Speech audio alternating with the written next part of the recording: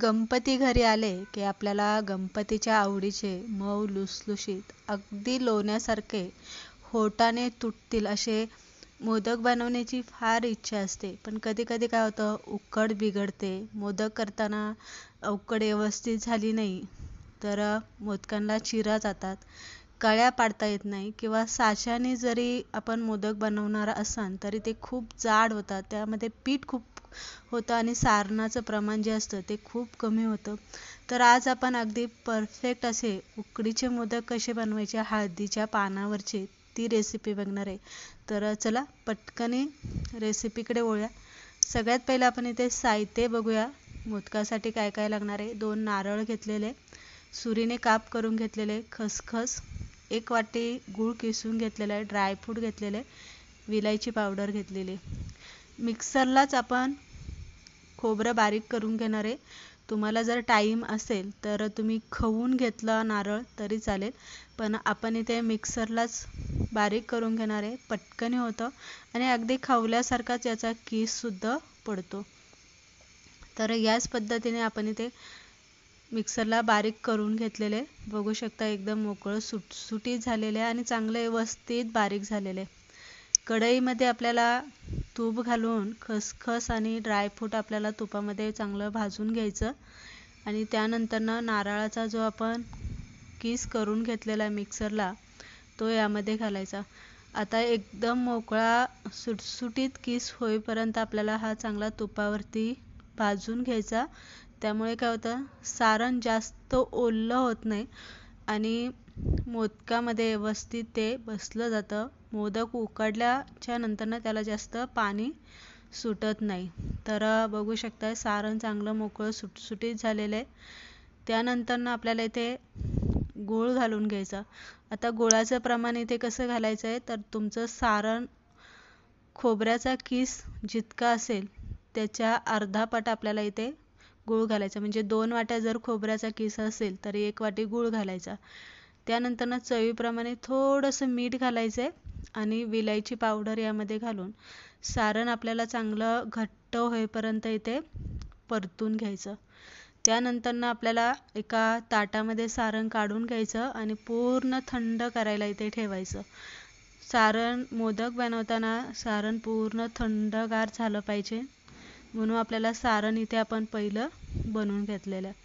सारण बनवून झालेलं आहे. आता आपण सगळ्यात महत्त्वाचं उकड काढून घेणार आहे. उकडीचे मोदक बनवताना उकड सगळ्यात महत्त्वाची असते. 2 वाट्या मी तांदूळ घेतलेले, रेशनचं तांदळाचं पीठ मी इथे घेतलेलं आहे. आता पाण्याचं प्रमाण आपल्याला इथे कसं घ्यायचं आहे, 2 वाट्यांसाठी मी इथे 3 वाट्या आपल्याला घ्यायचं. 3 किंवा 3.5 वाट्या इतकं आपल्याला पाणी घ्यायचे. पाण्यामध्ये तुम्ही अर्धं दूध आणि अर्धं पाणी घेतलं तरी चालेल. आता मी इथे 2 वाट्या पाणी घेतलेले आणि 1 वाटी दूध घेतलेले. असं मी 3 वाट्या 2 वाट्यांसाठी मी इथे घेतलेले.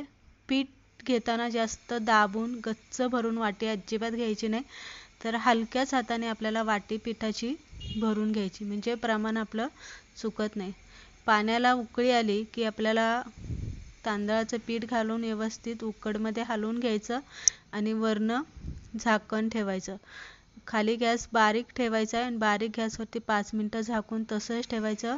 परत एकदा चेक करायचं, व्यवस्थित हलवायचं.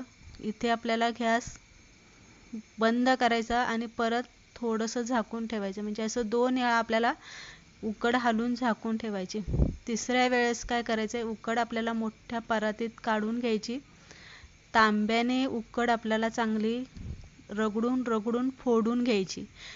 त्यामुळे काय होतं, रगडून फोडल्यामुळे काय होतं, उकडमध्ये एक चिकटपणा तयार होतो आणि चिकटपणा तयार झाला की अगदी थंड उकड झाली तरी आपण सहज असे मोदक बनवून घेऊ शकतो. बघू शकता जे आधान ठेवलं होतं मी पाण्याचं आणि दुधाचं, ते एकदम परफेक्ट इथं झालेलं आहे. तुम्ही 2 वाट्या पीठ घेतलं तर अगदीच तुम्हाला नाही जमलं तर तुम्ही 4 वाट्या पाणी इथे घालू शकता. एका वाटीला 2 वाट्या पाणी घातलं की उकड जास्त कोरडी पण होत नाही आणि पातळसुद्धा होत नाही.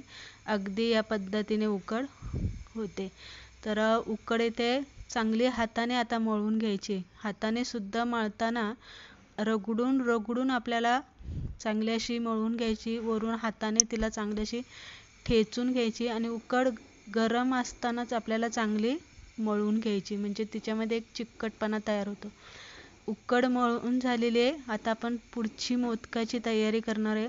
एक कढई घेतलेली आहे, 1 ग्लासभर पाणी घालायचं, त्यावरती स्टँड ठेवायचा आणि मग चाळणी ठेवायची. आज आपण हळदीच्या पानांवरती उकडीचे मोदक इथे उकडून घेणार आहे. तसं म्हटलं तर हळदीच्याच पानातले उकडलेले मोदक खायला खूप छान आणि सुगंधी लागतात. ही तयारी करून झालेली आहे. चाळणीवरती पानं ठेवून घेतलेली आहे. परत एकदा हलक्या हाताने आपल्याला उकड मळून घ्यायची आहे. आणि आता आज आपण हाताने कळ्या पाडून मोदक बनवणार नाही आहे, तर साच्याच्या साह्याने आपण इथे मोदक बनवून घेणार आहे पटकनी.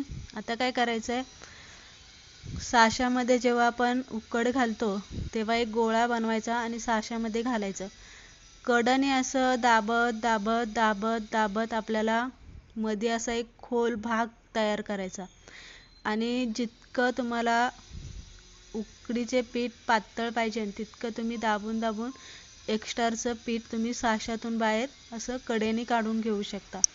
आता अगदी आपण कळ्या पाडतो त्याच पद्धतीने जेवढं आपण सारण भरलं जातं मोदकामध्ये तेवढंच मी इथे भरून घेतलेलं आहे. पाठीमागचा जो भाग आहे असं हाताने छोटीशी पारी करून घ्यायची आणि पाठीमागचा भाग सुद्धा आपल्याला उकडीने बंद करून घ्यायचा. या पद्धतीने एकदा बनवायला लागलं की बरोबर ती आयडिया येते कसं आपल्याला ते बंद करायचं, किती पीठ लावायचं. बघू शकता किती व्यवस्थित असा मोदक आपला बनला गेलेला आहे. जास्त उकड लागलेली नाही आहे. मस्त असा गोल गरगरीत बनला गेलेला आहे आणि मस्त अशा रेगा रेगा मोदकावरती दिसतात आहे. आता त्याच पद्धतीने आपण सगळे मोदक असेच बनवून घेणार आहे. याच पद्धतीने व्यवस्थित बनवून घेतलेले बघू शकता किती सुबक पांढरं शुभ्र दिसतात आहे आणि अजिबात जास्त आपली उकड लागलेली नाही आहे. आता काय करायचं आहे, वरनं झाकण ठेवायचं आणि फक्त 10 मिनटं आपल्याला मोदक उकडून घ्यायचे. 10 मिनटामध्ये हे मोदक उकडले जातात. हळदीच्या पानावरती उकडल्यामुळे हळदीच्या गाभ्याचा जसा वास असतो सुगंध, तसा सगळा किचन घरभर दरवळतोय. इतका छान वास सुटलेला आहे. एका ताटावरती मी हळदीची पानं अशी परत एकदा स्वच्छ पुसून कोरडी करून ठेवून घेतलेली आहे. त्यावरतीच मोदक आपल्याला ठेवायचे. जर गरम मोदक तुम्ही डायरेक्ट भांड्यात ठेवले तर ते चिटकले जातात, म्हणून आपण इथे पानांवरती मोदक ठेवून घेतलेले. अशा पद्धतीने आज आपण गणपती बाप्पाच्या आवडीचे झटपट असे उकडीचे मोदक बनवून घेतले, जे सगळ्यांना जमतील. तुपाची एक वाटी ठेवायची, देवाला नैवेद्य ठेवायचा आणि मस्त गरमागरम असतानाच खाऊन घ्यायचे. इतके छान लागतात. रेसिपी एकदम सुटसुटीत साधीच पद्धतीने मी इथे दाखवलेली आहे. तुम्हाला ती कशी वाटली हे कमेंट करून सांगा. आवडली असेल लाईक करा, शेअर करा. तुम्ही कसे